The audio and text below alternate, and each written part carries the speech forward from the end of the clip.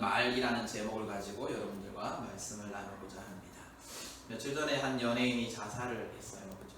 아직 어리다면 어리다고 할 수 있는 생명의 죽음이 굉장히 안타까웠습니다. 이 연예인의 죽음의 이유가 우울증이라고 해요. 근데 이 우울증의 원인이 무엇이었냐 하면 여러 가지 이유들이 있었겠지만 큰 이유가 악플 때문이었다라고 합니다. 이 연예인은 대표적으로 악플이 많이 달리는 연예인 중에 한 명이었고, 그래서 최근에 그것을 역이용한 프로그램에 출연하기도 했었습니다. 저도 이 연예인에 대한 기사를 종종 본 적이 있었는데요. 그때마다 기자들도 참 할 일이 없다 이런 생각이 들었습니다. 어떤 내용들이었냐면 이 연예인뿐만 아니라 다른 연예인들에 대한 기사들도 그렇지만 개인 SNS에 사진 올리거나 글을 올리거나 이런 것들을 가지고 취재는 안 하고 그런 것들로 기사를 만들더라고요. 그러니까 근데 이제 이 기사들이 나오면 이 기사들이 오히려 또 논란을 부추깁니다.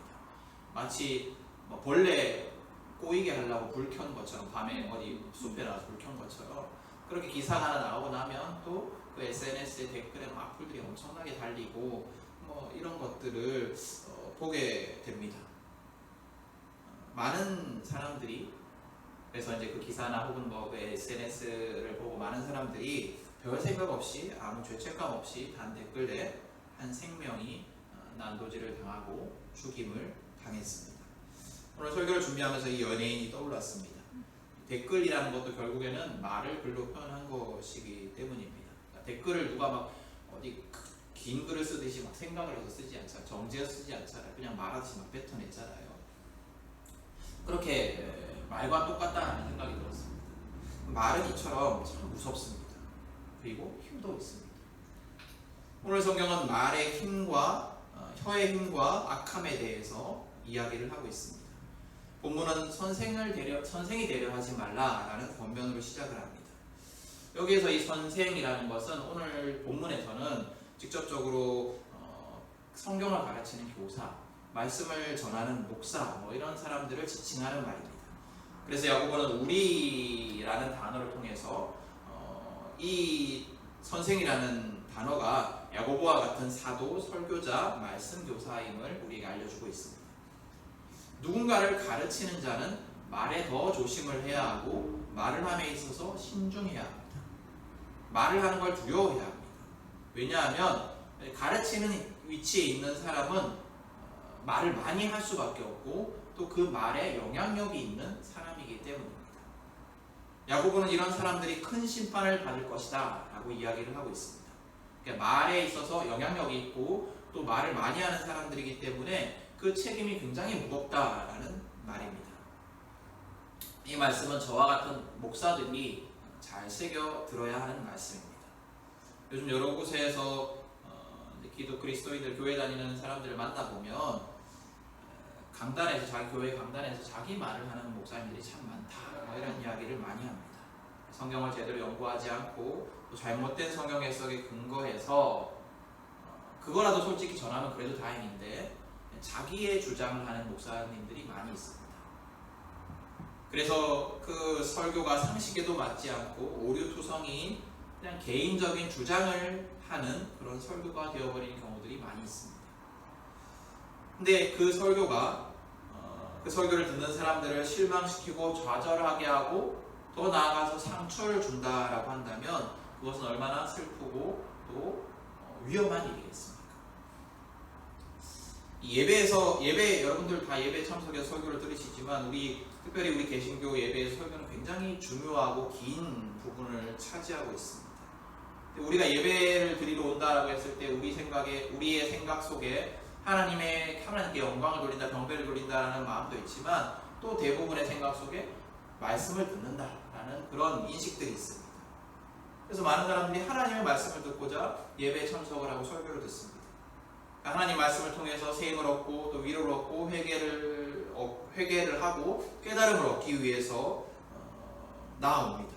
근데 그런 사람들에게, 그렇게 하나님 말씀을 기대하며 나온 사람들에게 성경이 아닌 사람의 말을 전하여서 영혼을 상하게 한다거나 영혼을 실족하게 한다거나 실망하게 한다면 그 말씀을 전하는 목사는 그것에 대해서 큰 책임을 져야 할 것입니다.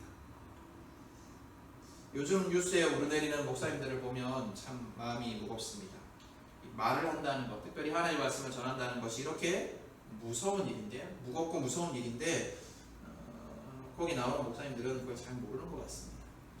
자기 교회에 반대하는 사람들을 악마라고 부르고, 또 자기 말을 안 들으면 생명책에서 지워버리겠다라고 얘기를 하고, 설교인지 정치 유세인지 불가능할 수 없는 그런 말들을 하나님의 뜻이다라고 전하고 다니는 목사님들을 보면 어쩌려고 저러나라는 생각이 듭니다.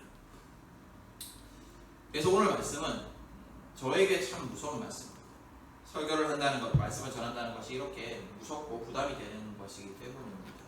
그래서 여러분들에게 부탁드리고 싶은 것은 제가 정말로 다른 그런 이상한, 많은 목사님들이 잘 전하고 있지만 이상한 목사들처럼 이상한 말씀을 전하는 것이 아니라 바르게 설교할 수 있도록, 잘못된 말을 하나님의 말씀이다 라고 거짓 전하지 않도록 좀 기도를 해주셨으면 좋겠습니다.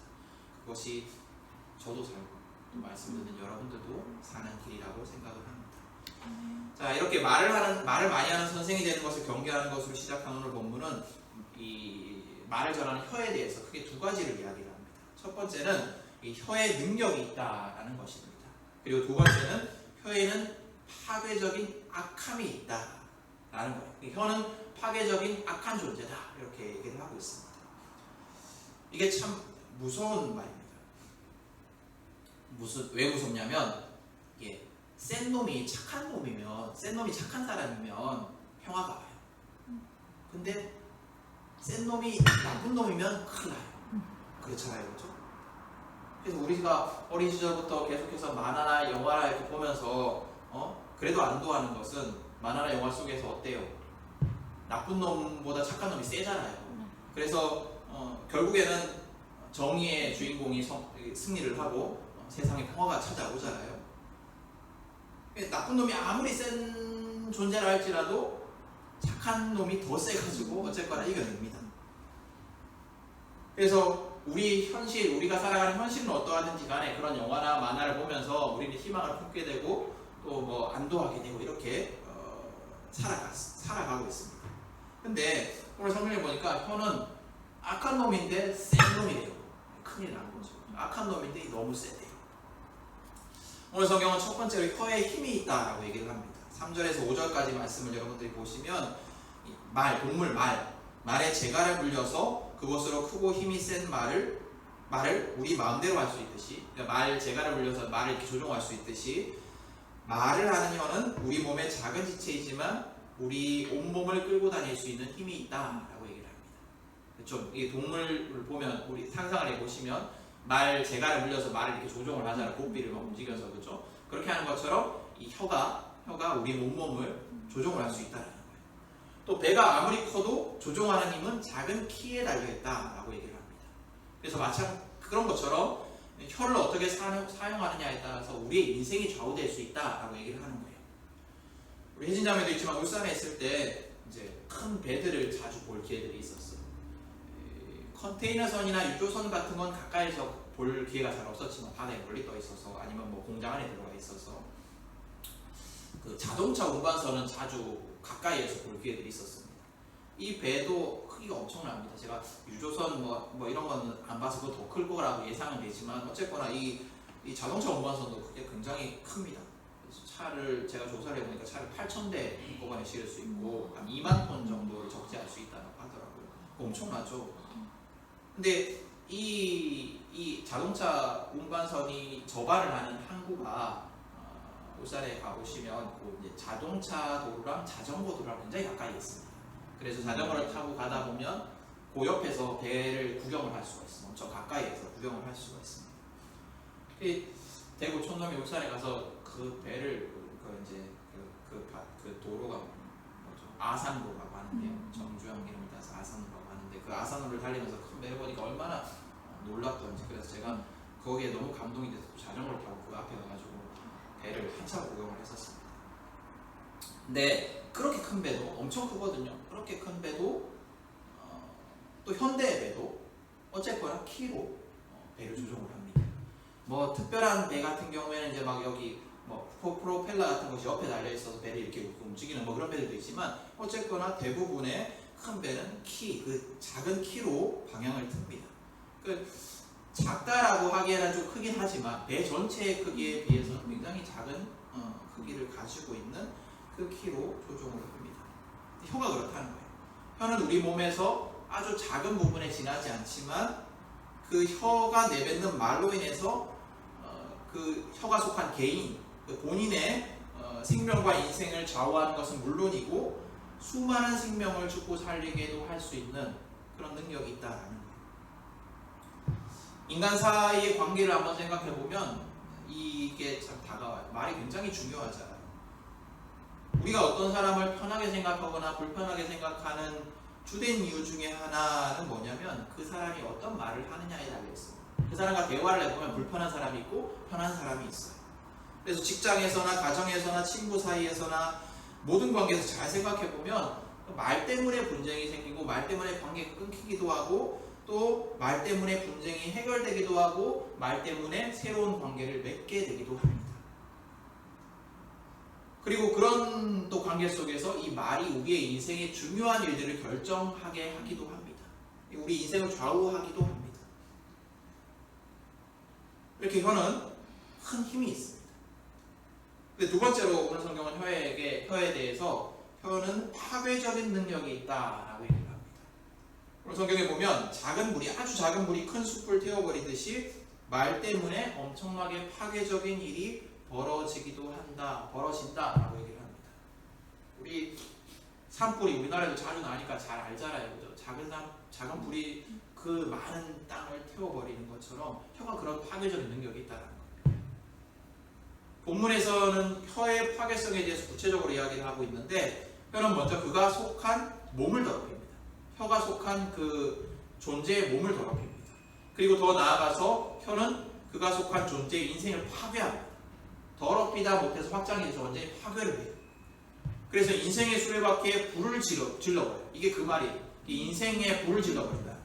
혀 때문에 인생이 완전히 파괴된다는 거죠. 그리고 그 혀마저도 지옥불에 타버립니다.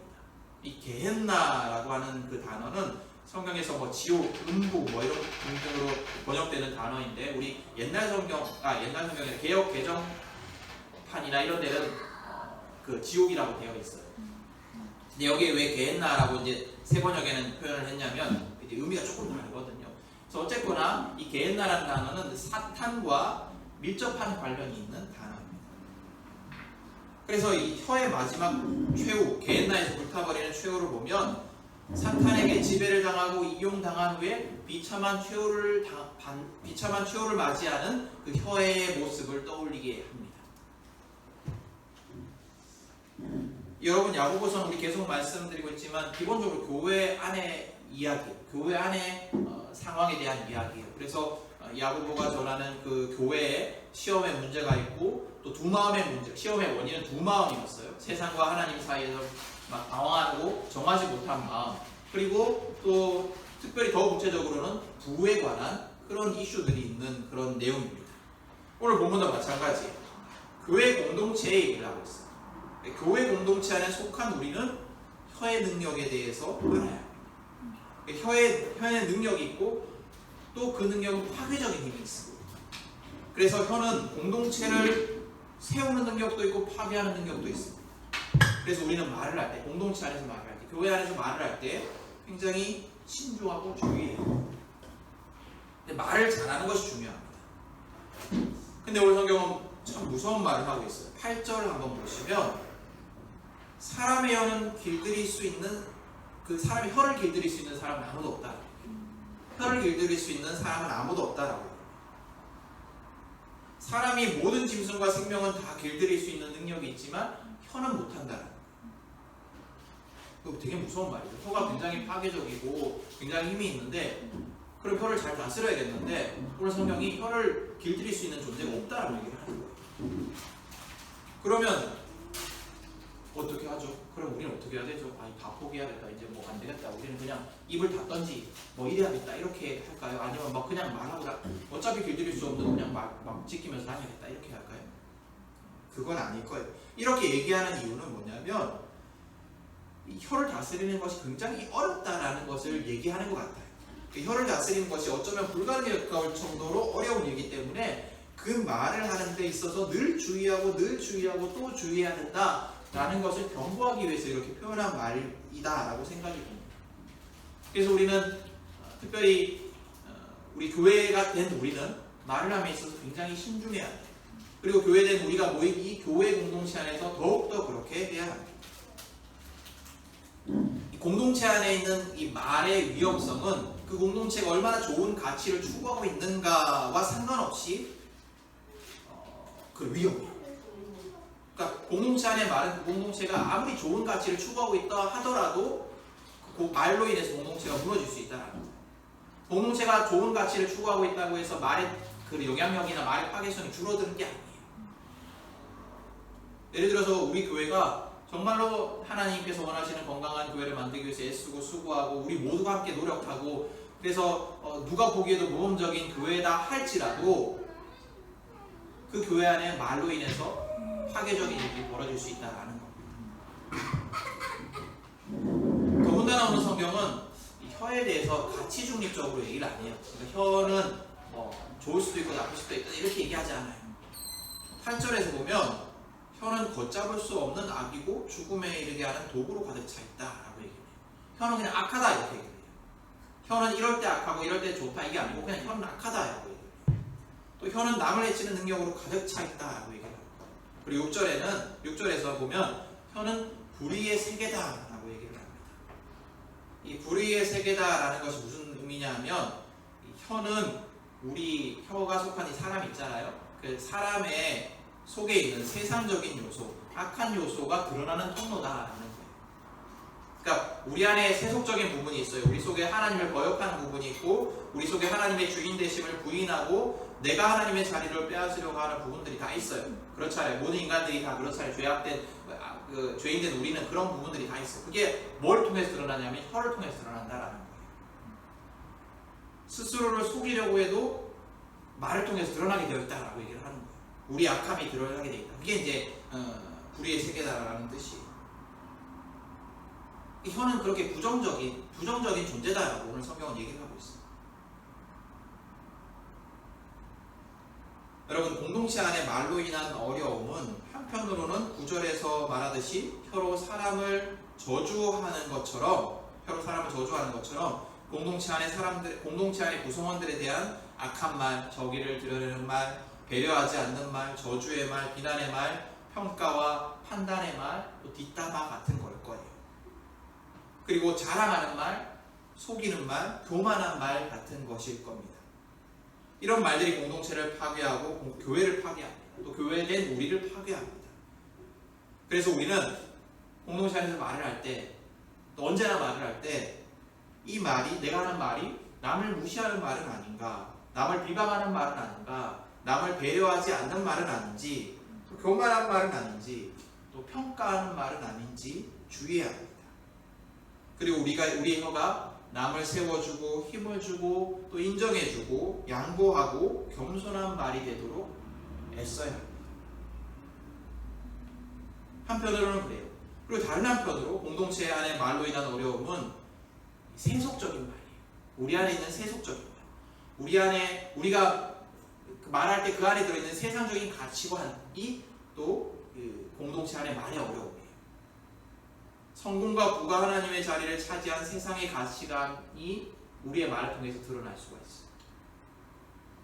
남과 비교하고 경쟁하고 남을 비하하는 말, 세상의 성공을 부러워하는 말, 또 세상적인 약함을 부끄러워하고 강함을 자랑하는 말이 공동체를 파괴할 수 있습니다. 공동체를 세속에 물들게 할 수 있습니다. 공동체 안에 말의 그 위험함은 두 가지. 그러니까 그냥 우리가 생각하는 어떤 악한 말, 남에게 상처 주는 말, 남을 배려하지 않는 말 이런 것이 첫 번째고, 두 번째는 뭐냐면 세속적인 말, 세속적인 가치가 드러나는 말이다라는 겁니다.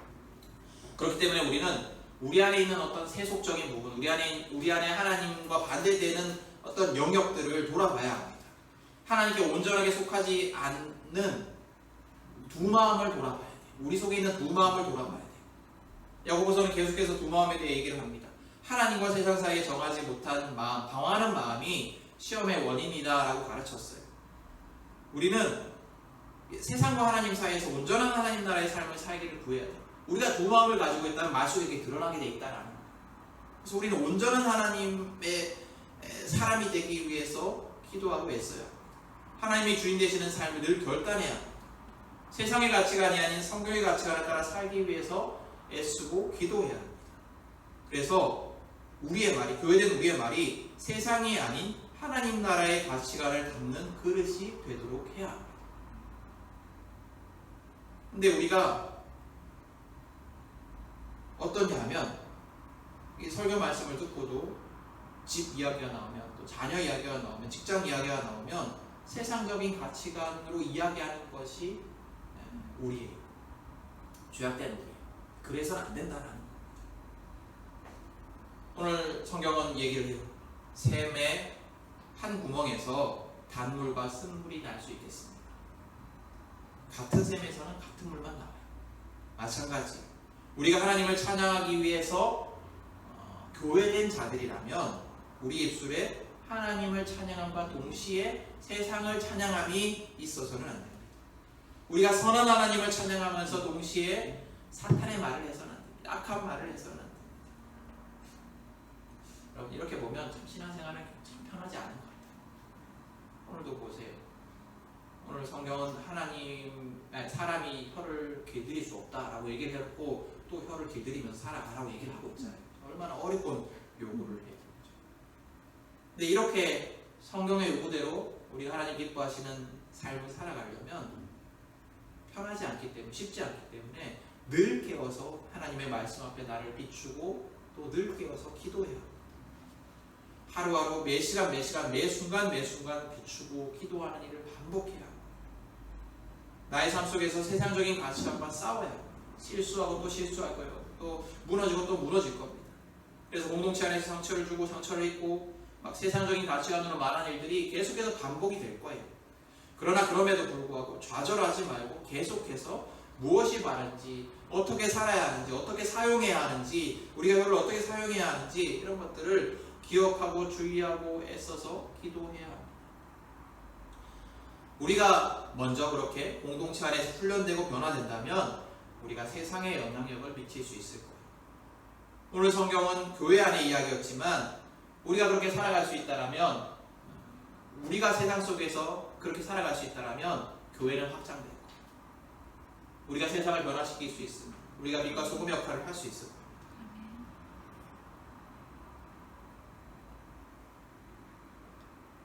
여러분 목사들이 또 교회된 성도들이 여러분이 세상의 가치관으로 말하고 있다라면, 세속적인 욕망을 하나님의 말씀으로 하나님의 뜻으로 포장하고 있다라면 그건 참 심각한 일입니다. 저는 이게 지금 한국 교회의 어려움의 원인 중에 하나라고 생각을 합니다. 교회가 세속화되어서 세상의 가치관을 하나님의 가치관과 뒤섞어버리고 교회가 세상의 욕망을 추구하는 것을 하나님의 뜻이라고 가르치고 그렇게 알고, 그래서 교회 안에서 세상적인 말들이 가득하고 세상적인 행위들이 가득하고 그 말로 인해서 서로를 저주하고 비난하고 서로에게 상처를 주고 있는 것이 우리 교회가 아닙니까? 또 세상을 향하여서도 그렇게 하고 있는 것이 우리 교회가 아닙니까? 여러분 저는 잘 모르겠어요. 미국 교회, 유럽 교회는 잘 모르겠어요. 당장 우리가 급하잖아요. 우리 한국 교회를 위해서 보고 아파야 돼요. 우리는. 그리고 기도해야 돼요. 그리고 또 우리 교회를 돌아가야 돼요. 우리가 그런 교회는 아니지. 늘 주의하고 돌아가야 돼요. 여러분 혀는 파괴적인 능력이 있습니다. 늘 주의하고 주의해야 합니다. 우리 공동체의 말이 이렇게 변화될 수 있기를 원합니다. 말 한마디 한마디에 신중할 수 있기를 원합니다. 또 우리의 삶이 하나님 나라의 가치관으로 살아가는 삶이 되어서 우리의 말 속에 하나님의 가치관이 드러날 수 있기를 원합니다. 그러므로 우리 공동체를 통해서 복된 말이 시작이 되고 세상에 복음의 향기를 풍길 수 있는 우리가 될 수 있기를 원합니다. 일에 사용되는 우리 모두가 되길 수 있기를